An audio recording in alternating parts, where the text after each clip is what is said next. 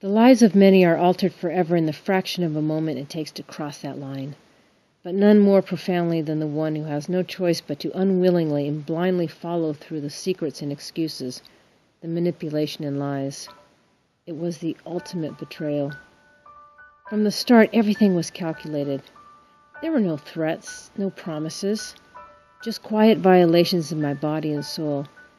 Every fiber of my being screamed of the wrongfulness, yet bound by the chains of my innocence, I never uttered a word, thinking, hoping perhaps that would be the last time.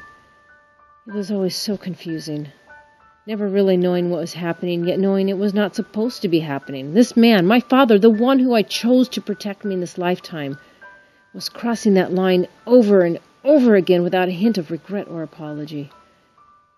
Trying to take his lead like nothing was wrong, I learned to play the game well. Light conversation, everyday routines. In an attempt to gain his approval and affection in other ways, I talked with him, sharing my accomplishments, my dreams, but our conversations were strained and superficial.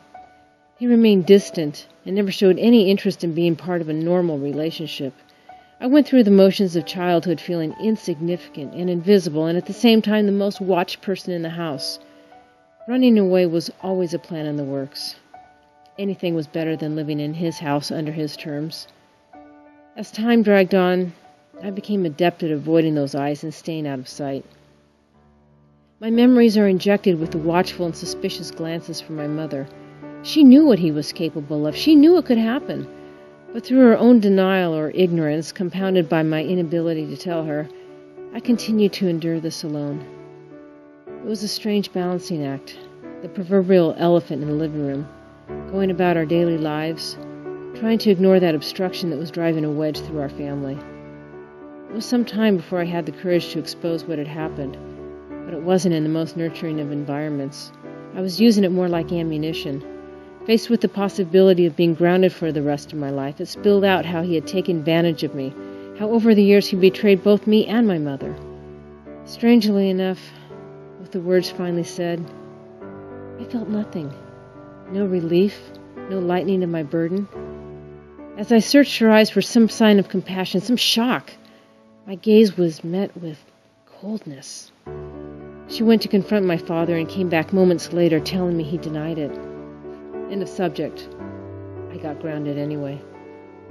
For 10 years after I moved out of the house, we lost touch. My father forbade contact with me, and my mother did nothing to stop the river of silence from growing wider. For him, was I a threat to his secret? For her, a painful reminder of what happened?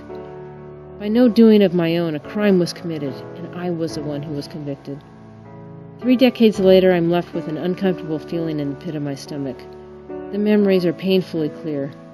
Each day offers many distractions to keep me focused in the present, but every once in a while I feel my mind's shoulder being tapped, and when I turn around, the visions stare me in the face, daring me to look further.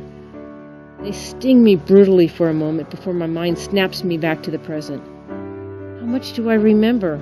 How much did I forget? Is there something more? Something worse? My mind is fiercely loyal, protecting me from seeing or remembering too much. Priding myself as being a survivor, I stoically shrug off that time in my life as if it were just a bad relationship. Strong? Accepting? Perhaps. Self-preserving denial is a possibility. As much as I would like to believe it did not alter my core, it really did. I find it difficult to go to people for help, to express what I feel.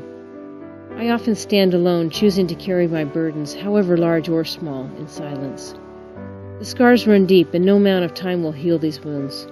For me, talking or analyzing won't erase the disgust, disbelief, and sadness I feel for the family that was torn apart. Forgiveness is not an option. How can I forgive someone who intentionally disregarded my right to privacy to satisfy his own needs? My childhood was like being in a continuous hailstorm. Little by little, my spirit was being chipped away as I stood by helplessly. The years passed. My mother died without so much of a mention of those years. My father, who left my mother many years ago, has been out of my life and will never again be part of it.